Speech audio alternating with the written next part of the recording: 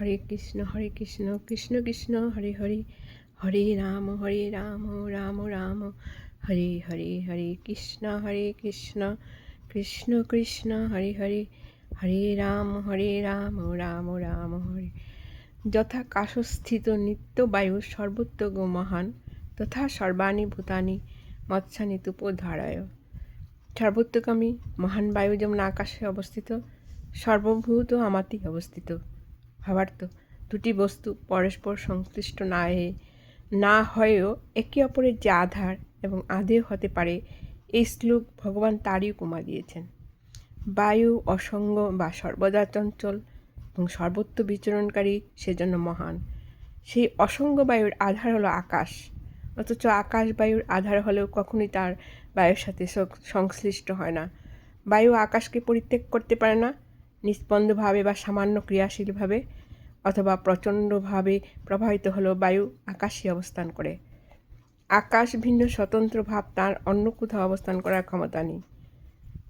বায়ু আকাশে অবস্থান করে এবং আকাশেই লীন হয়, অন্তিমে শুধু আকাশেই থাকে। তেমনি জীব ও পরমাত্মা হতে উৎপন্ন হয়, ক্রিয়াশীল অবস্থাতে পরমাত্মাতেই অবস্থান করে এবং পরিশেষে পরমাত্মা রূপে লীন হয়ে তখন শুধু পরমাত্মাই থাকেন। ওই পরমাত্মার ভিন্ন জীবের স্বতন্ত্র কোনো সত্তা নেই। নানান যোনি পরিভ্রমণ করলেও জীবের অস্তিত্ব পরমাত্মাতে সীমাবদ্ধ। মহাস্বর্গে বা মহাপ্রলয়ে সকল জীবই পরমাত্মায় অবস্থিত থাকেন। ভ্রমক্রমে জীব অপরা প্রকৃতিতে আকৃষ্ট হয় ঠিকই, কিন্তু তার সাথে মিশে যেতে পারে না। অপরদিকে জীব যতই পরমাত্মা বিমুখ হোক না কেন, পরমাত্মাকে সে ত্যাগ করতে পারে না। পরমাত্মা সর্বকরণ, আধার, আশ্রয় এবং ঈশ্বর, অথচ তিনি নির্লিপ্ত, নির্গুণ এবং অসঙ্গ। সর্বভূতানি কুন্তেয় প্রকৃতিং জানতি মামিকাম কল্পক্ষয়ে পুনস্তানি কল্পাদৌ বিসৃজামহম। হে কুন্তেয়, প্রলয়ের সময় ভূত সকল আমার প্রকৃতিতে লীন হয়, সৃষ্টিকালে আমি পুনরায় তাদের সৃষ্টি করি।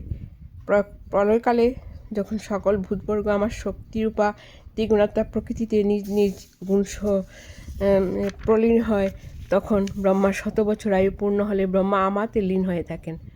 মহাপ্রলয়ে প্রকৃতির বশীভূত সকল জীব নিজ নিজ কর্মসহ আমার প্রকৃতিতে লীন হয়ে অবস্থান করেন। মহাস্বর্গের স্বভাবযুক্ত হয়ে তারা মহাপ্রলয়ে প্রয়াণ করেন এবং প্রকৃতিতে প্রলীন থাকেন। লীন হয়ে থাকা ভূতবর্গের কর্ম যখন পরিপক্কতা প্রাপ্ত হয়, ফল প্রদানে উৎপন্ন হয়, তখন ভগবান আবার সৃষ্টি রচনা সংকল্প করেন। এভাবে আবার প্রকৃতির বশীভূত ভূতবর্গকে যারা প্রকৃতিতে লীন ছিলেন, তাদের কর্ম অনুযায়ী পৃথক পৃথক যোনিতে সম্পর্ক স্থাপন করিয়ে দেন। এভাবে ভগবান পুনরায় ভূতবর্গকে সৃষ্টি করেন। হরে কৃষ্ণ কৃষ্ণ কৃষ্ণ হরে হরে হরে রাম রাম রাম।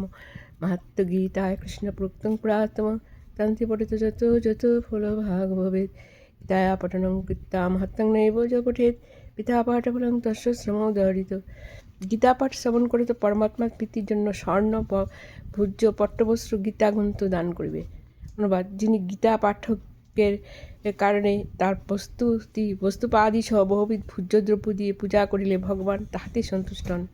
এই সকল কথা বলিয়া সূত মুনি পুণ্য বলিলেন। গীতা মাহাত্ম্য পুরাতন, ইহা ভগবান শ্রীকৃষ্ণ নিজ মুখে বলিয়াছিলেন। গীতা পাঠ অনেতি যিনি এই মাহাত্ম্য পাঠ করেন, তিনি যথোক্ত ফল লাভ করিয়া থাকেন। গীতা, গঙ্গা, সাবিত্রী, সীতা, সত্যা, প্রতিব্রত, ব্রহ্মাবলী, ব্রহ্মবিদ্যা, ত্রিসন্ধ্যা, অর্ধমাত্রা, চিতানন্দ, ভগ্নিভান্তি নাশিনী, মুক্তিগৃহিণী, বেদত্রী, পরানন্দা, তথার্থ গানমঞ্জরি। হরে কৃষ্ণ কৃষ্ণ কৃষ্ণ হরে হরে হরে রাম রাম রাধে রাধে রাধে।